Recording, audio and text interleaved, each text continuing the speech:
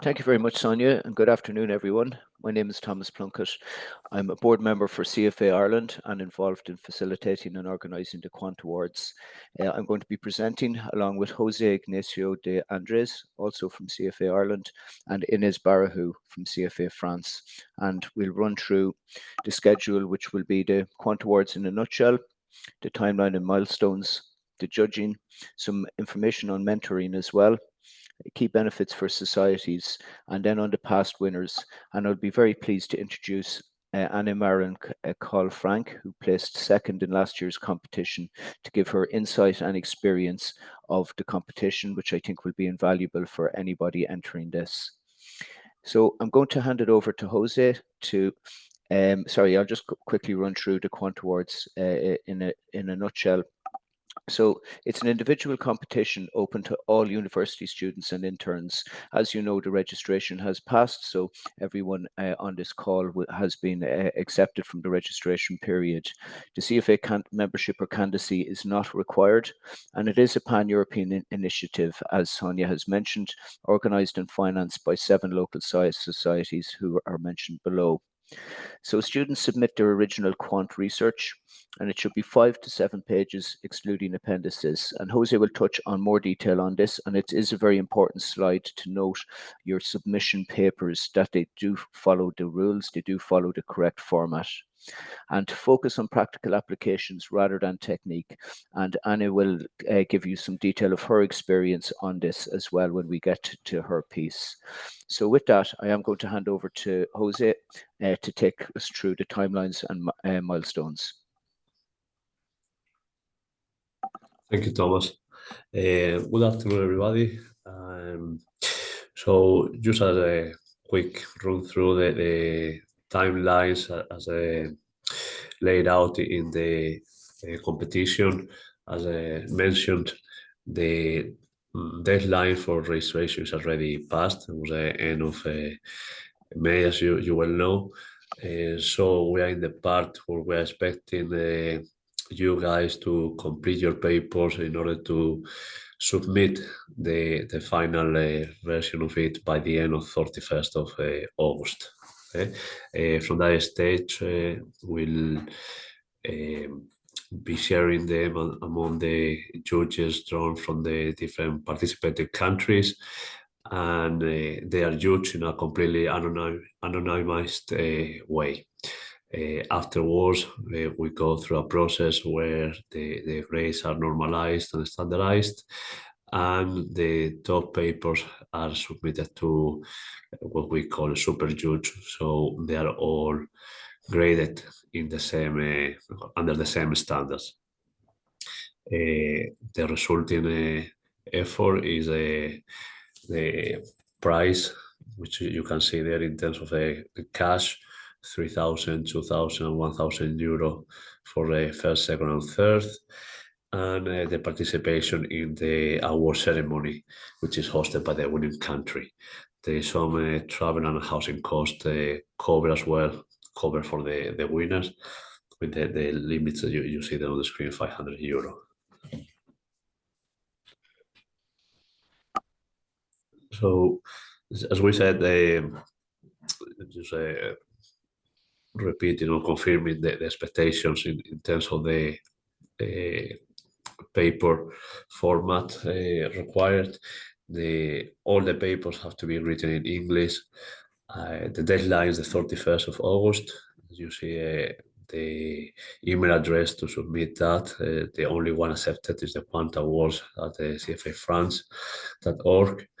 The limit, no more than 7 pages.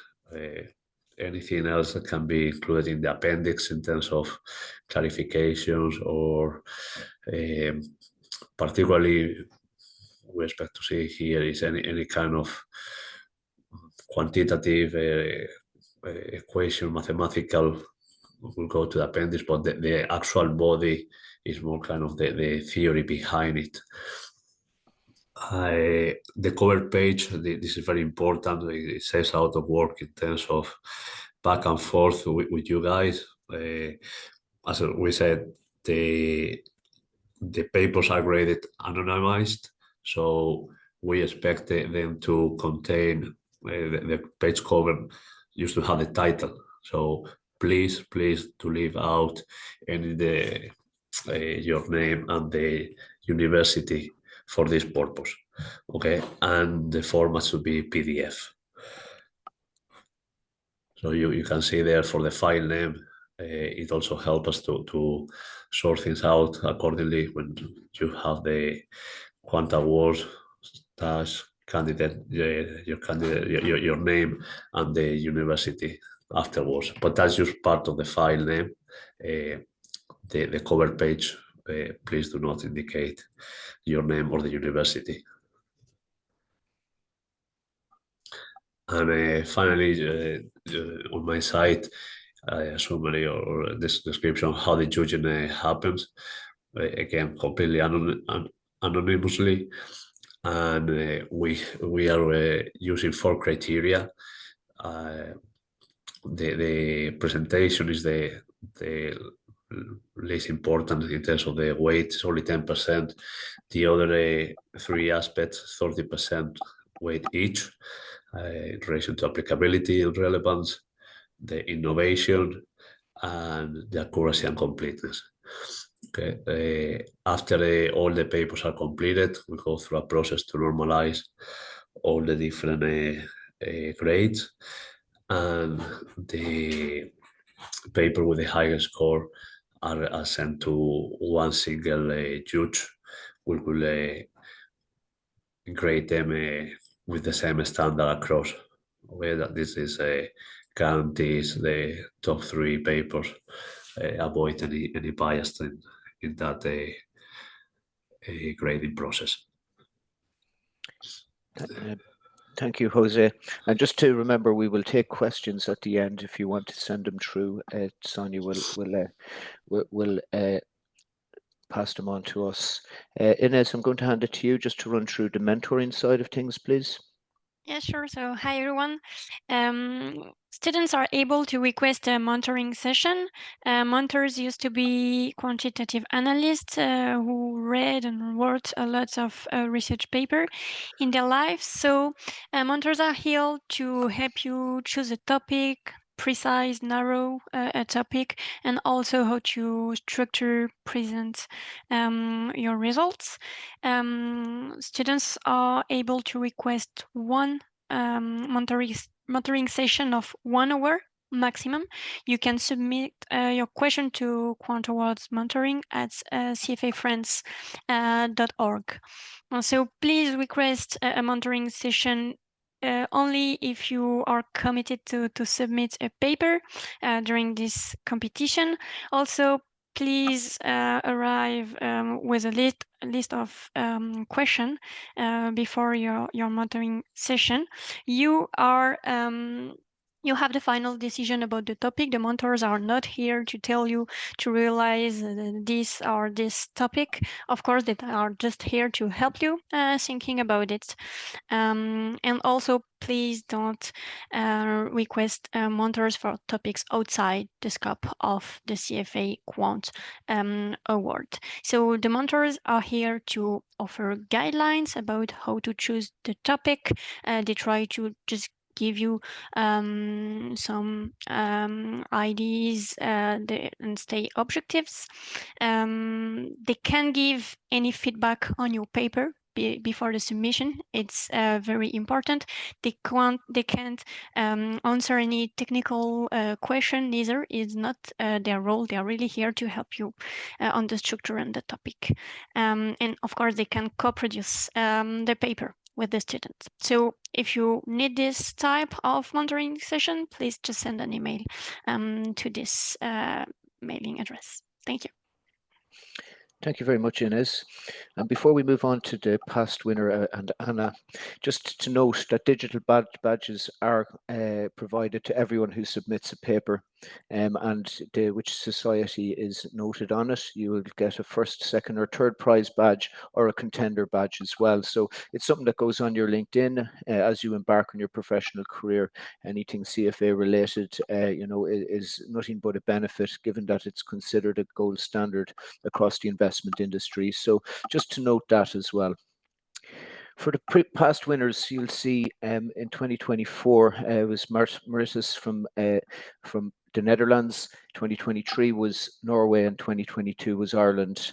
France has been on the podium several times, so they are pushing for 2025 to finally get the winner in. Some of the topics that the past winners wrote on are listed here. Second prize there for Anna was on temperature derivatives pricing based off temperature stochastic modeling. And we are going to hand it over to her now to talk through her experience of both the competition and her submission of papers. So Anna, can I hand it to you, please? Hi, everyone. Thank you for the introduction, Thomas. As Thomas already mentioned, my name is Anne-Nicole Frank, and I received the second prize of the Quant Awards 2024. And today I would like to walk you through my entire journey from selecting my topic to submitting the paper, and then everything that happened after I learned that I won.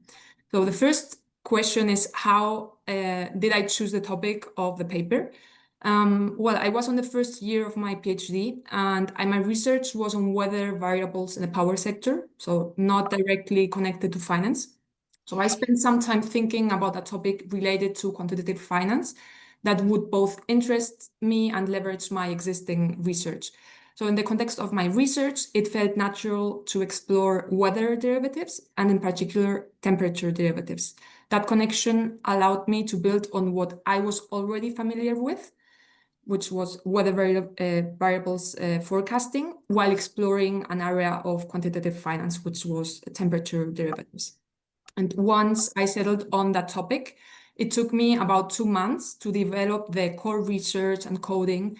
And then I spent a third month on writing the paper itself. And during these 3 months, I had regular meetings with my supervisors to stay on track and to refine my models and my paper in time for submission.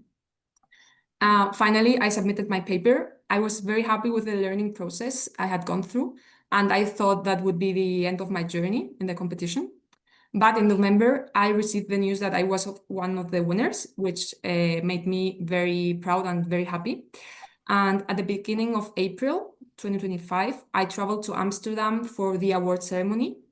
And at this event, I was one of the speakers, and I got the opportunity to present my work to a large audience of finance experts. And this was both challenging and also rewarding. And the main thing I learned was communicating complex ideas clearly and under pressure. And at this event, there were also experts who presented very hot topics related to finance, and it was very interesting to attend their presentations. And of course, this event in Amsterdam was a great opportunity to meet in person experts in the field and make great connections. But apart from attending the award ceremony, winning the prize also led to several unexpected opportunities. First, of course, my LinkedIn profile gained significant visibility, which has been fantastic for growing my professional network. Second, I also was invited by NBIM, which is the Norway Sovereign Wealth Fund, to present my work in a session online to their team of traders, portfolio managers, and risk officers. This was really mind-blowing for me, and the experience was very enriching, and the feedback I received was very, very valuable to continue my research. Another opportunity that I got was to write an article for Expansión, which is one of Spain's leading finance newspapers. And I co-authored it with the former president of CFA Society Spain. And actually, this article was published last week.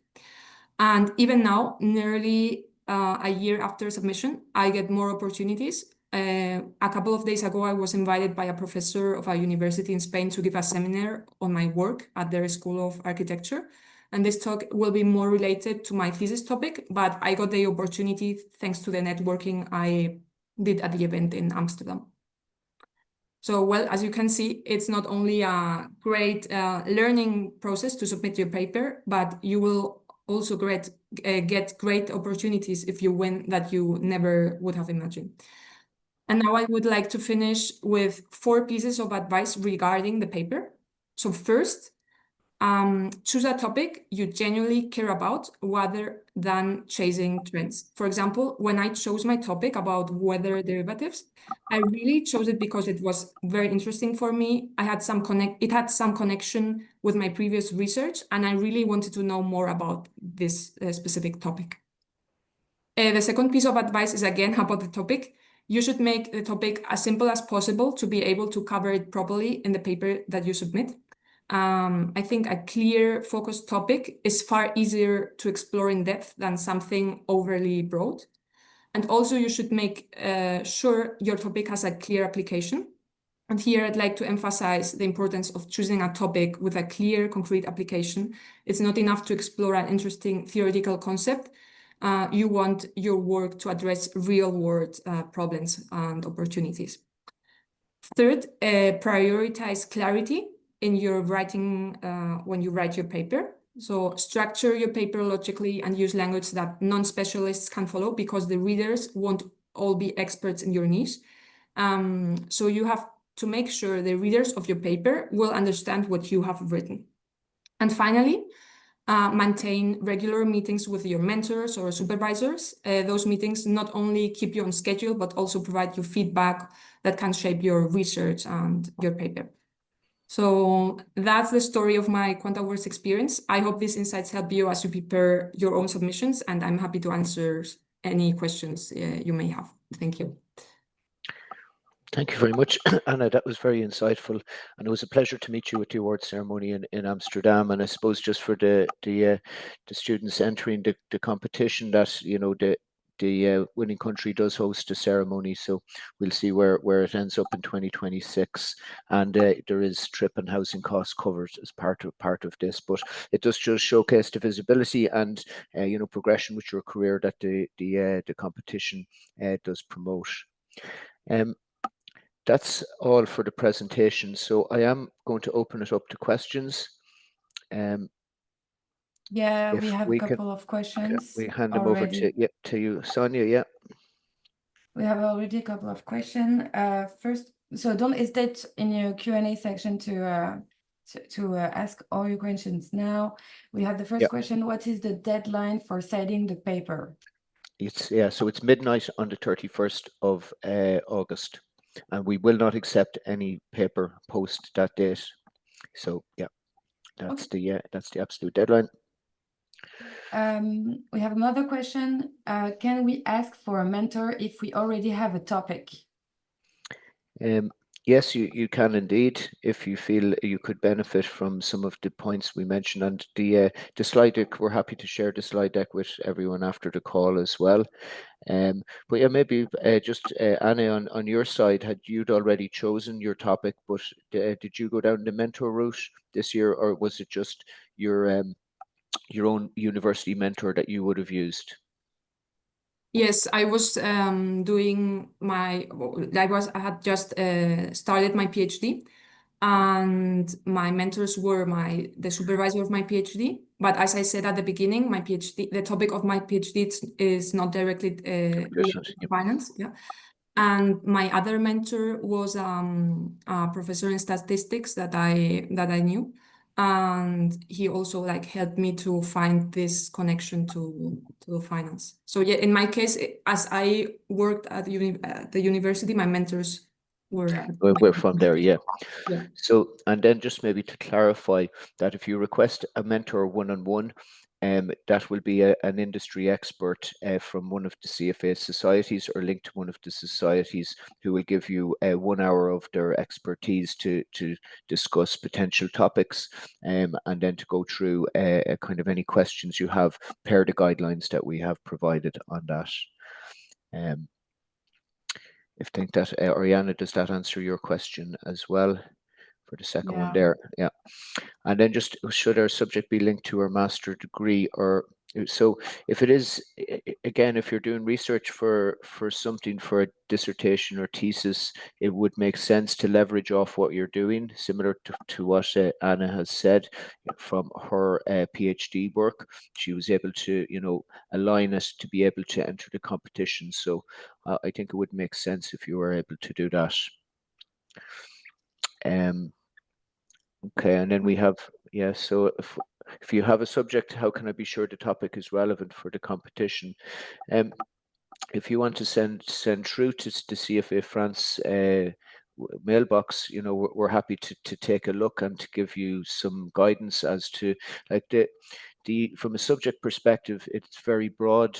You know, once it does fit into quantitative finance, you know, the subjects allowed, and you'll see that from the winning papers that are as part of the presentation.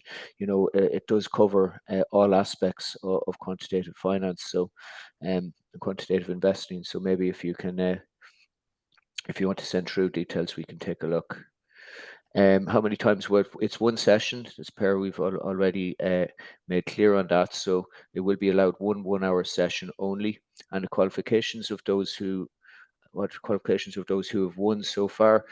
Well, everyone, I don't know the exact breakdown. It will mainly be masters or PhDs. I think it is generally the standard is too high just for bachelors. We will be people working towards masters or PhDs, as they currently have to be students. Macleisha, so I hope that answers your questions. And can recent graduates enter? Yep, absolutely. Recent graduates can. If you're still in university, yeah, or working as an intern, there's no issue with you entering. And what presentation in the judgment? No, so the presentation is just your paper presentation. There's no video interaction or no Teams, or you're not presenting it in person to any of the judges. It is solely just how the paper itself is presented, the diagrams, your mathematical equations, etc. on there. So that's what the 10% of the breakdown comes from. And Kuan then at the end, so doing a bachelor's degree and currently doing an internship as a quant analyst. So yes, you can still participate if you're still just at an intern level. But if you want further clarification on that, if you want to just, you can provide us with your full details and we will take a look. And finally, we've one more. Have Master 1 student papers competed well in the competition? Yeah, so I don't have the breakdown. It is, you know, it generally is master's to PhD level that do, and maybe it's something we should quantify. But yeah, it's you know, it's the quality of the research. You don't have to be doing a PhD to be able to come up with a topic, to be able to research it properly, and to you know, be able to present it as well within your paper. So yeah, I'm not sure if that answers your question for that. Yeah, we don't have a breakdown, but maybe it's a good idea for the next month to deep dive and search for that data. It's interesting, indeed. I think that we don't have any more questions. Anyone, any more questions, or wants to maybe ask Anna from her experience or anything else? As I say, the slides will be available and this recording will also be made available. So, and yeah, you have the contact details for the quantitative awards, and we would be happy to take on any questions as required. And maybe can you detail a bit more the presentation that you did live during the final? So how did you do that? How much time did you had on stage for that part? Yeah, my presentation lasted 20 minutes. Yeah, but for me it wasn't very difficult to prepare it because it was based on the paper. So I explained what I had submitted on the paper, and yes, and also that, well, it's a challenge because you have to speak in public and to try it you are in an environment like under some pressure, like at least the pressure you put on yourself, and the challenge is to get the audience to engage with the work you have done. No, but it's completely based on your paper, so you shouldn't have very a lot of trouble doing it. Mm. Okay. Okay, we have 2 more questions. Okay. She's many Annie said sessions. I heard that that correctly. Yeah, so she'd many sessions. So that's just to note on this. That's with her own university mentors, lecturers, etc. There will only be one-on-one that we will facilitate. But if you can get guidance from your own university mentors, there is no issue there. When choosing a mentor, is it more beneficial to have considerable industry experience or someone more academic? Well, I'm not sure if anyone else has any thoughts on that one. Ayan, Inez, or Jose, from your perspective.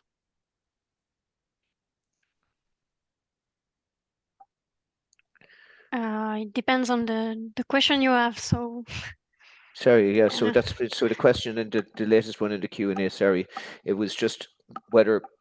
Sorry, so I needed to just hold off to. Okay, so it's just whether it's whether an industry mentor or someone with more industry experience or someone with more academic experience would be better. I suppose it would just depend on the topic you're pursuing. Maybe from an academic standpoint, if you're working with them towards a dissertation or PhD, it might make more sense that your lecturer was directly involved with that. And Firas has one on a specific format like text style or something. Some of the previous papers are available on the website, so you can take a look at them there as to get guidance on that, but there's no specific prescribed style except as what Jose had mentioned, that it needs to be in PDF. Don't put your name on the cover of it, just put your name on the file name. And yeah, so that's our just the requirements, and again they'll be provided within this presentation, and they're also there on the rules which you should have also received at the start of this. We will be sending reminders over the coming months and giving encouragement in that, as well as we push if you've from obviously you're registered, but then towards submissions as well. And as I say, we will keep you hopefully on track and hopefully motivated to get across the line over the coming months. I've just put as an answer the link to our website, and you have all the previous winners papers and all the subjects if you need some inspiration and or to see if it's inside it's a good topic, or is it a good way to present. You have all the papers from 2021 and to now, so yeah, you can use that as a base. Yeah, and you could just to see, I suppose, from a formatting perspective as well. So thank you for that, Sonia. Is anyone else any questions or any other comments they want? Have we one more coming through on the Q&A? Does the paper have to be a report of our university thesis, or do we separate it from the university papers? Well, I suppose that your thesis would likely be bigger than the 5 to 7 pages that we allow here. So it will be a case of summarizing it down with the relevant backup within the appendices. But yeah, like again, yeah, it needs to fit within the guidelines and within the rules of the competition. But again, if you're using your university thesis, that's your basis there, and then it's just presenting it that it gives the relevant information within those 5 to 7 pages, backed up with the required references within the appendix, I would say. I'm gonna put the email address as an answer to this question, and if you have any question during the construction of your paper, you can ask it through the mail, through this email, and we will answer as soon as possible. Okay. Sonia, thanks very much for facilitating, and thanks everyone for joining, and to Jose and Inez for presenting, and finally to Anna as well. And I do wish her well in her future academic career, and hopefully our paths will cross down the line. But listen, for the rest of you, we'll close it out, and do contact us if you have any questions. And I do wish you all the best and encourage you to proceed with this. So thanks very much for your time, and have a great rest of your day. Cheers. Thank you, guys.